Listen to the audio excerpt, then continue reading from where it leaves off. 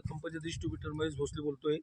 आपल्या उत्तम शिंदे सर यांच्या माध्यमातून आपण सिन्नर तालुक्यातील बेलू या गावी आपण आपल्या कृषी गोल्ड श्रीवेलनेचं कृषी गोल्ड हे औषध दिलं होतं. तर इथले प्रगतशील शेतकरी त्यांचं नाव आणि त्यांना काय रिझल्ट आला त्यांच्या तोंडूनच आपण ऐकू. सर, तुमचं नाव सांगा. नमस्कार, माझं नाव दीपक चंद्र वांतुपे. मी राहणार बेलू, तालुका सिन्नर. मी श्री वेलनेस या कंपनीचं औषध वापरण्यापूर्वी आपण रेग्युलर औषध वापरतोय. कराटे M45 हे फवारलं होतं. त्यानंतर मला कांद्यांना काहीच रिझल्ट जाणवला नाही. तर मी श्री वेलनेस या कंपनीच्या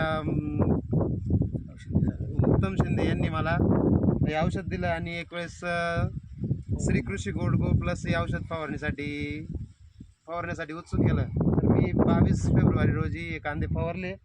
तर मला या कांद्यांचा असा रिझल्ट भेटला आहे.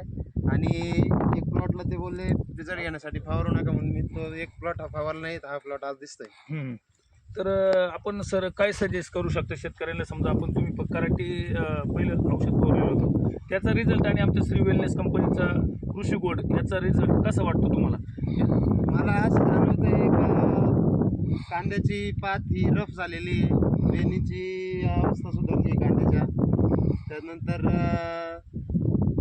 खाली कांद्याचे ते सांगताय का कांद्याला कलर वगैरे साईज एकसारखी होणार आहे.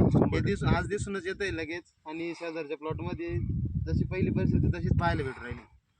तर याच्यामध्ये सर रासायनिक खतं वापरल्यानं म्हणजे आपण नक्कीच शेतकऱ्याचं नुकसान होतं. आपलं हे ऑर्गॅनिक जे जैविक औषध आहे हे वापरलं पाहिजे की नाही वापरलं पाहिजे असं तुम्ही शेतकऱ्यांना सजेस्ट करू शकता? प्रत्येक शेतकऱ्यांनी, मी तर म्हणतोय, मला अनुभव आला आहे, श्री कृषी गोल्ड गो प्लस हे औषध एकदा नक्कीच वापरा.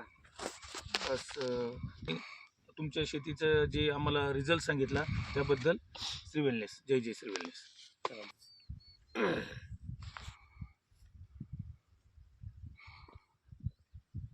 जय श्री वेलनेस. जय श्री वेलनेस. जय श्री वेलनेस. जय श्री वेलनेस.